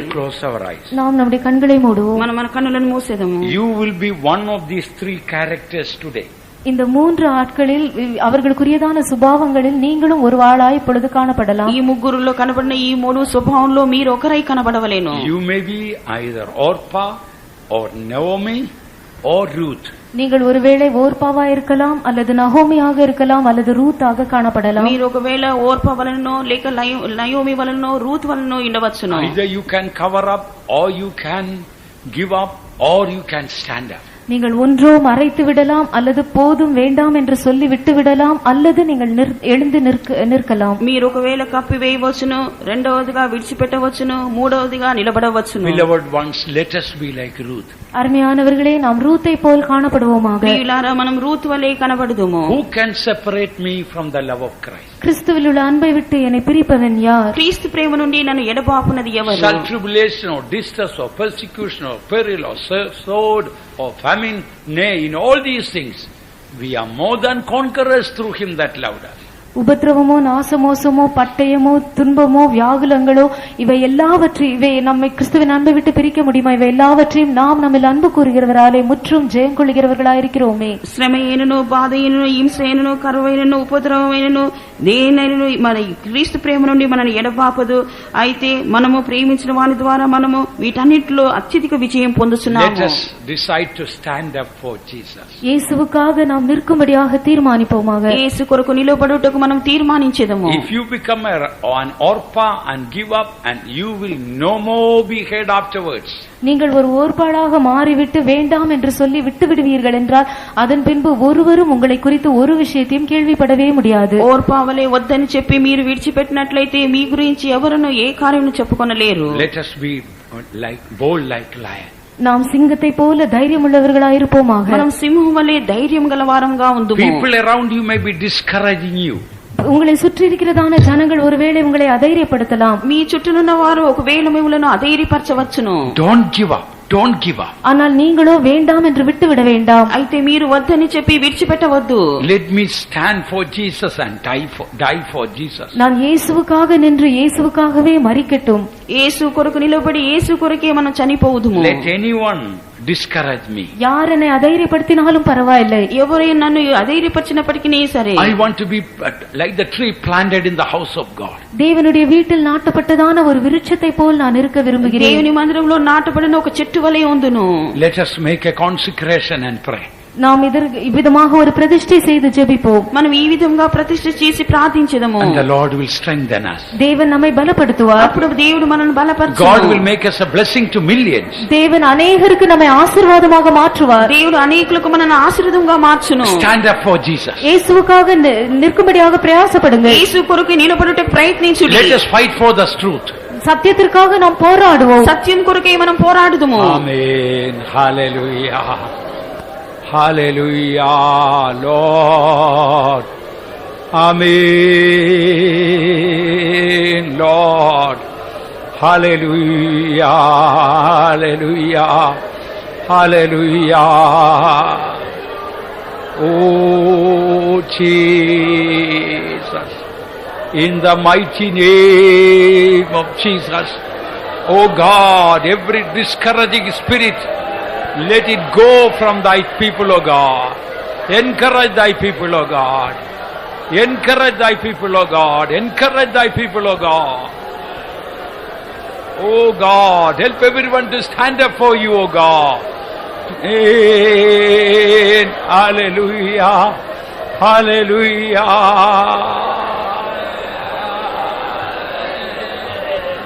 Hallelujah.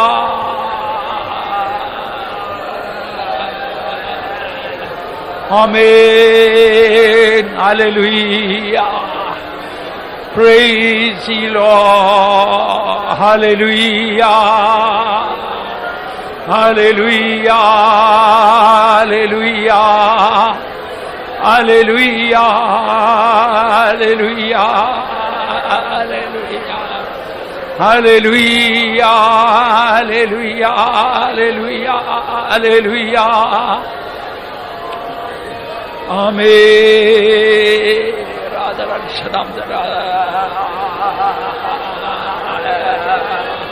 Amen, Lord. Oh, strengthen, O God, strengthen, O God, strengthen, O God, strengthen, O God, strengthen, O God, strengthen, O God.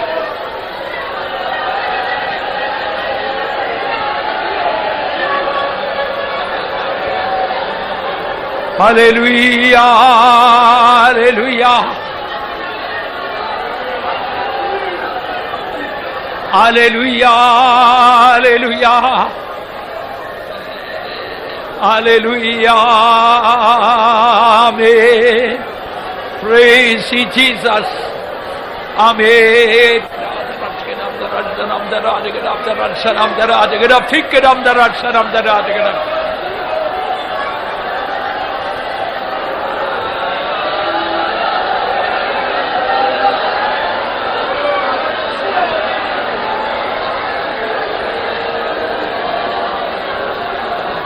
Hallelujah.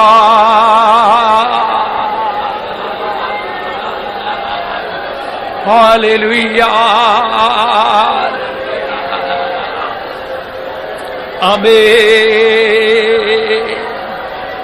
Lord, anoint, O God, anoint, O God, anoint, O God, anoint, O God, anoint, O God.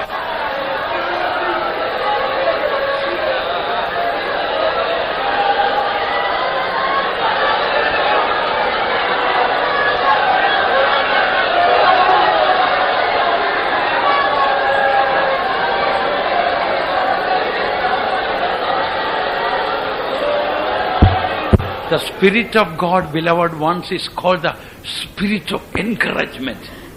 பிரியமானவர்களே, தேவனுடைய ஆவி நம்மை தைரியப்படுத்துகிறதான உற்சாகமூட்டுகிற ஆவி என்று அழைக்கப்படுகிறது. దేవుని యొక్క ఆత్మ మనల్ని ధైర్యపరచులేక ప్రోత్సాహపరచు ఆత్మ అయినది. Today let us receive a further portion of the spirit of encouragement so that we can encourage ourselves and encourage others.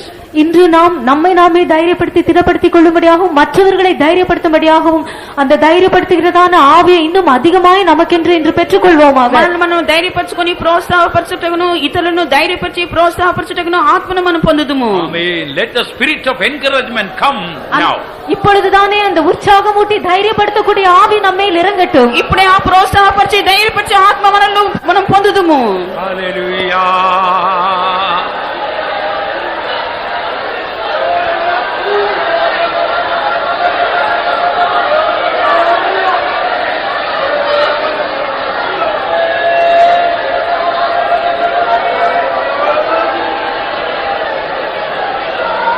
Hallelujah.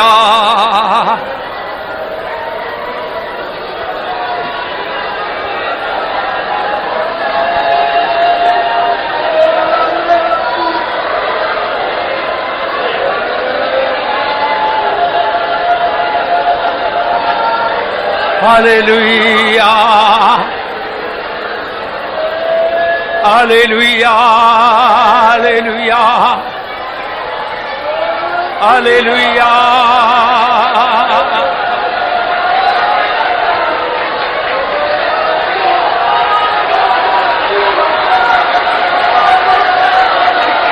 Hallelujah.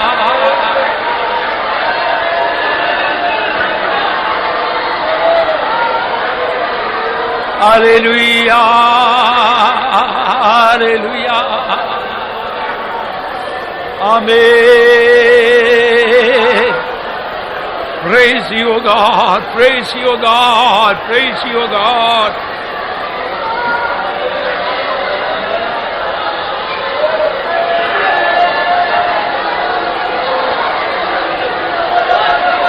Hallelujah.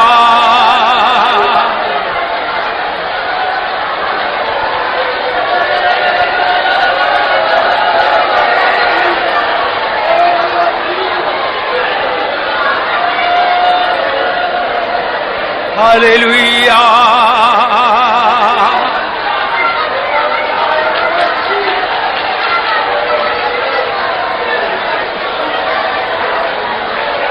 Hallelujah.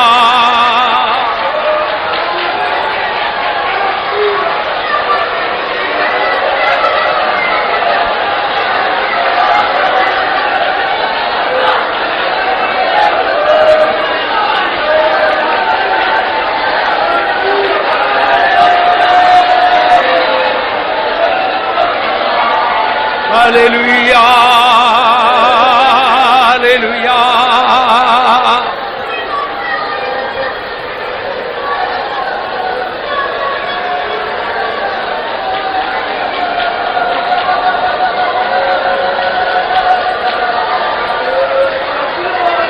Hallelujah. Hallelujah.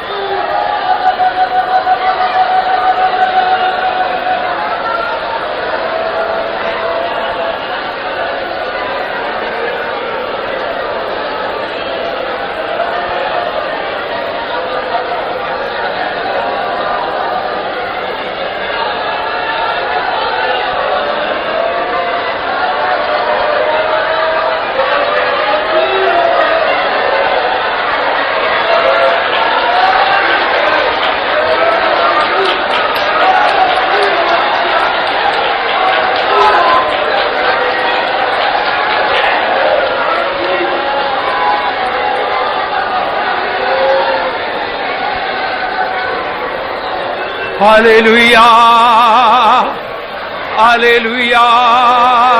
Hallelujah.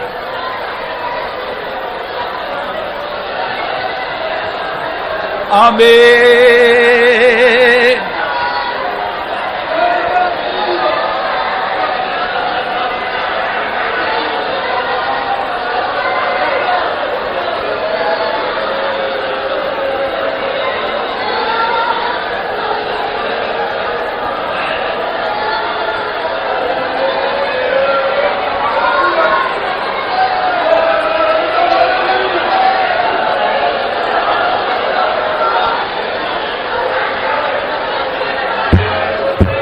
Let us be like Saint Paul.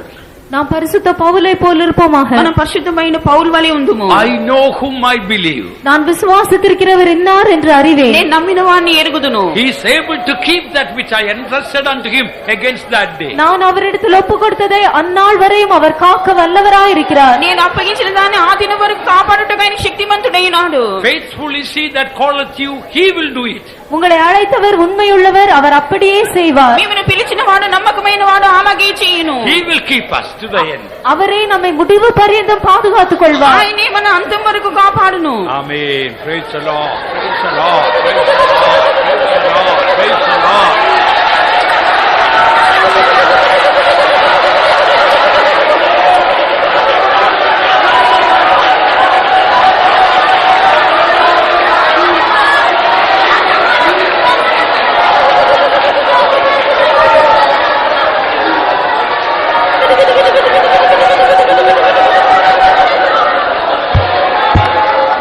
ഞാൻ വിശ്വാസിപ്പോനെന്നറിവേ എന്നെ പഠിച്ചിട്ടേ അവർ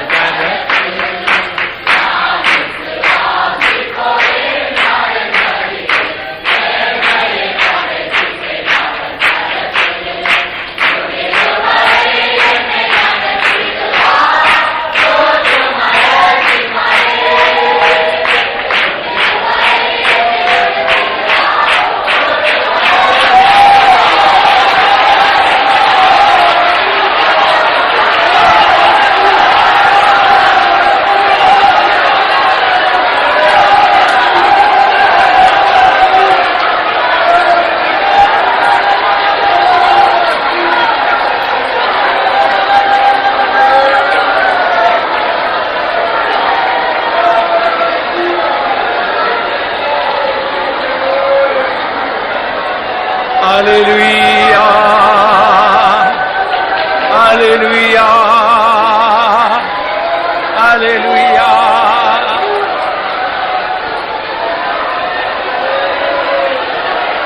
Hallelujah.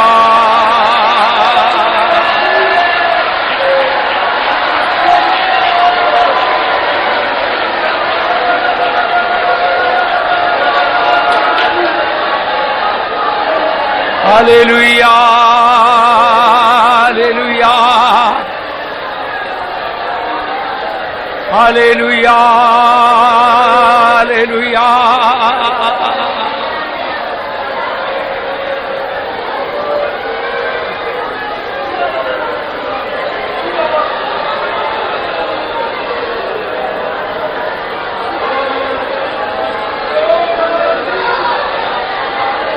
Praise the Lord.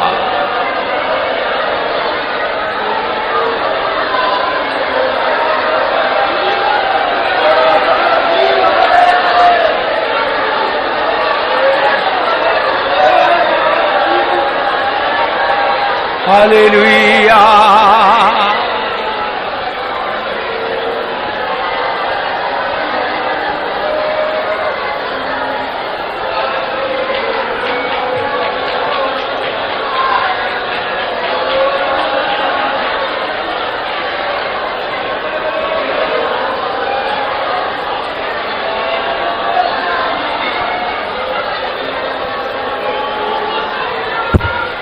There are so many Orpas and Naomis around us, but we need more roots.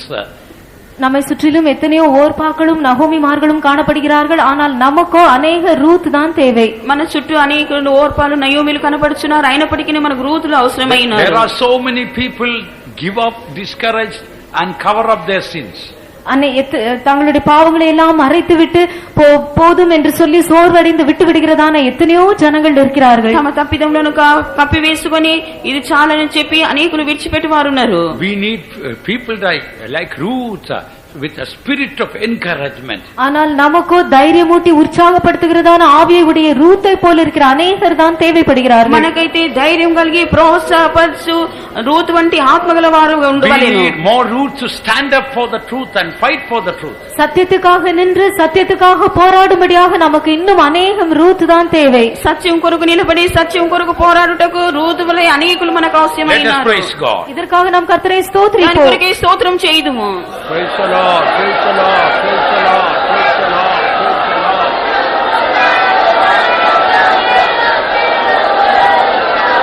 Hallelujah, hallelujah, hallelujah.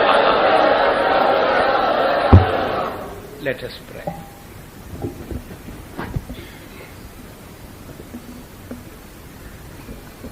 எங்கள் நல்ல இயேசுவை துதிக்கிறோம் சுவாமி. இந்த காலவெளி நேரங்களை தந்த திவ்ய ஆலோசனைகளுக்கு ஆசூத்திரம் உடைய கிருபையுள்ள வசனத்துக்கு எங்களை ஒப்படைக்கிற சுவாமி. எங்களுடைய ஜீவிதத்தில் போராட்டங்கள், சோதனைகள், கஷ்டங்கள் வரும்போது நாங்கள் உங்களை விட்டு போகாதவர்களாய், சத்தியத்தை விட்டு போகாதவர்களாய் காணப்பட எங்களுக்கு கிருபதாரமானவரே. நகமையை போல நாங்கள் மறைக்கிறவர்களாக, கஷ்டப்படுறவர்களாய் காணப்படாதபடி எங்களை பாதுகாத்துக்கணும். ரூத்து போல உமக்காக சத்தியத்துக்காக நிற்கிறவர்களாய் காணப்பட எங்களுக்கு கிருபதாரம். ஒன்றுக்கும் பின்னாடியாக சிங்கத்தை போல தைரியமாக இருக்க எங்களுக்கு கிருபதாரம். கிறிஸ்திய சொல்ல அன்பை விட்டு எங்களை பிரிப்பவன் யார் என்று சொல்லக்கூடிய தைரியமுள்ளவர்களாக காணப்பட்ட கிருபதாரம். முடத்தில் ஒப்பு கொடுத்து அந்நாள் வரைக்கும் காக்க சர்வ நம்முடைய தெய்வமா இருக்கிற அப்படின்னு ஸ்தோத்திரம். இப்படிப்பட்ட கருத்தில் எங்களை தாழ்த்தி தருகிறோம். எங்களில் ஆரம்பித்த நல்ல வேலையை பூர்ணப்படுத்தி நம்முடைய சீக்கிரமான வருகையிலும் சியோனிலும் காணப்பட உதவி செய்யும். இயேசுவின் நாமத்தை கேட்கிறோம் பிதாவே. Now may the grace of our Lord Jesus Christ and the love of God and the sweet fellowship of the Holy Spirit rest and abide with us all, now and until the Lord returns in glory.